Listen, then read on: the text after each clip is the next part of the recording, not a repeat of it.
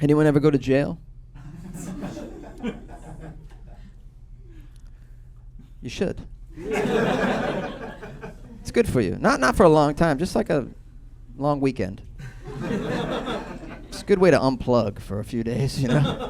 What do they call those, retreats? This is a retreat that doesn't cost you $2,000, but it's not on an island. No, jail's good for you. Gives you a good perspective. You appreciate shit after that. Like, you sleep in a jail for 3 or 4 nights, no bed will ever be uncomfortable. One pillow, no problem. No problem. Sometimes you're in a place you don't want to be, some stupid place. You're like, I'm at the DMV, but if you've been to jail, you're like, well, at least we're not all wearing orange jumpsuits here. Even sometimes you might get like a shitty birthday cake. Sometimes you're like, oh, this birthday cake sucks. Well, you're like, yeah, well, I didn't get any birthday cake in prison. So you might even have some bad sex. You're like, well, it was better than that sex I had in jail. I can say that. Yeah, I spent 4 nights in a jail in Wichita, Kansas. But in my defense, who doesn't go on a cross-country road trip without hardcore drugs? I'm gonna drive through the Midwest sober? Are you out of your mind? Have you been out there? Have you seen these places? Oklahoma? I'm gonna drive through Oklahoma sober? You fucking crazy? Oklahoma? Any state that's an exact rectangle, fuck that state. Ain't nothing going on in Oklahoma, but on acid, a lot going on. In Oklahoma, all of a sudden there were hills. I like my states curvy. We went on this cross-country road trip, and we had coke, we had speed, we had acid, we had cannabis, and a case of beer. Some people call that contraband. I call that a cross-country care package.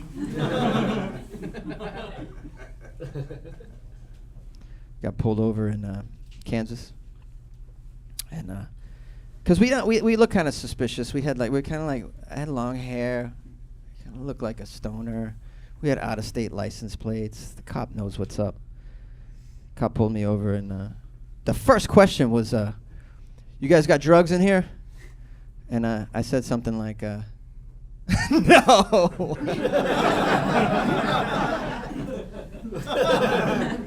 And then they immediately brought a dog over to sniff my truck. This is what happened at that moment. And we had all these substances. They brought the dog, and I thought we were done for. But I don't know where they got this drug dog. I think it was from the JV squad. Because this dog was terrible. No skills whatsoever. Started out fine. The dog was like, "Found the beer!" I was like, "Cool story, bro." And then the dog was like, "Found the weed!" And I'm like, oh, fuck, if it goes up from here, we're in big trouble. And then the dog was like, "I found a football!" Fucking dumbass, nice. They didn't find anything else. But at this time, this was 20 years ago, the weed was serious. It was serious. It was enough for them to bring us to jail. And that was a wild experience, being in jail. I was 18 years old, very young. Really thick Boston accent, too. I was a character. But I quickly made friends in the jail, thankfully. Survival skills kicked in. And I was like, I'm going to be funny as fuck. And I was the funniest fuck in the jail. And I didn't have to do much, just talk with a Boston accent. They were enthralled. At one point in the cafeteria, I had like 25 dudes just standing around me, and I'm going, yeah, park the car in the fucking Harvard yard. Marlboros, I smoke Marlboros in parliaments, I like Bacardi. And they're just losing it. They're fucking losing it. I was like, I'm on it. I know what to do. A strange incident happened the first day. I was in the cafeteria, and they served me my first meal, and a guy across from me asked for my tater tots, and I didn't want to give him my tater tots. It was the only thing I recognized. Plus, I love tots. But no, he asked me for my tater. He didn't really ask me. He demanded that I give him the tater tots, or he was going to stab me. Correction. He said, "Give me your tater tots, or I'm going to go up to my room and make a knife, and then come down and stab you." Is what he said. And so I said, "Yeah, take the tots." And then, to my surprise, immediately 2 guards came and grabbed him. Right, because you're not supposed to take people's food. They came and grabbed him, and they threw him on the ground, and he fought back, and they beat the shit out of him right there over the tots. And ever since then, tots really trigger me. It's like really sad and a damn shame. You know, I mean, everybody else sees tots and like, we tots, right? They bring you joy. Well, I see tots and I'm like, oh my God, blood on the floor again. I suffer, man. I have PTTTBDSD. It's post-tater tot beat down stress disorder. And it's a very serious thing that science hasn't tackled yet.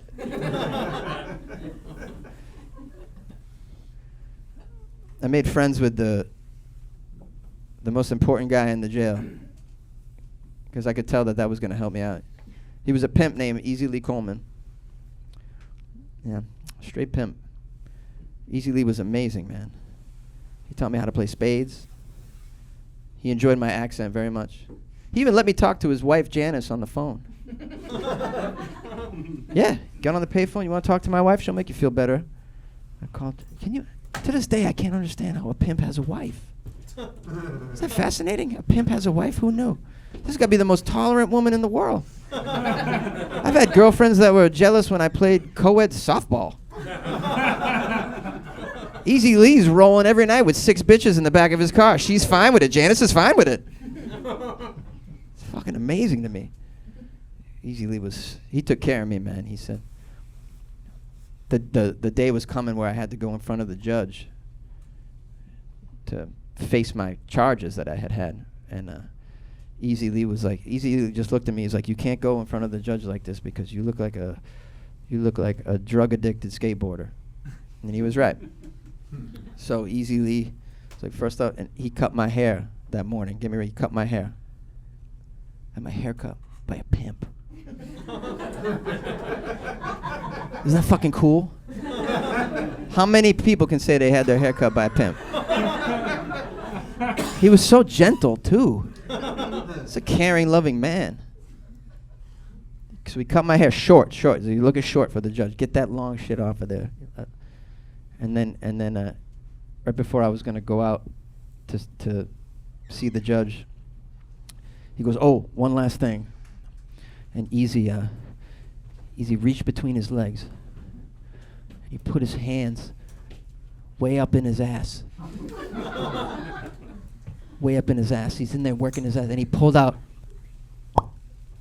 a bottle of Axe body spray. It was the only bottle in the whole jail. Easy had it up his ass. He kept it up there for special occasions.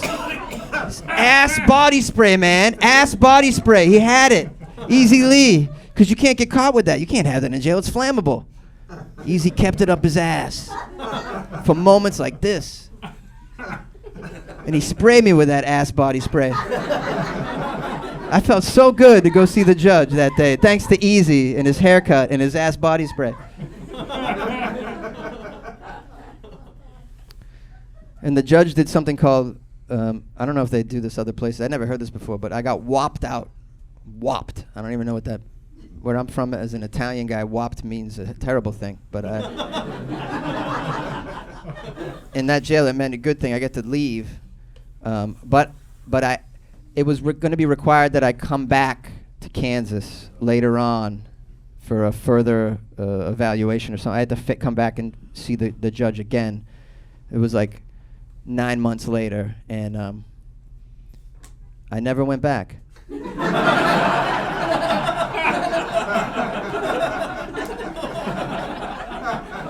And to this day, I don't think I'm allowed to go back to Kansas. I don't know. I didn't call and ask because, to be honest, I don't give a fuck about going back to Kansas. The only person that wants to go back to Kansas is Dorothy. I don't.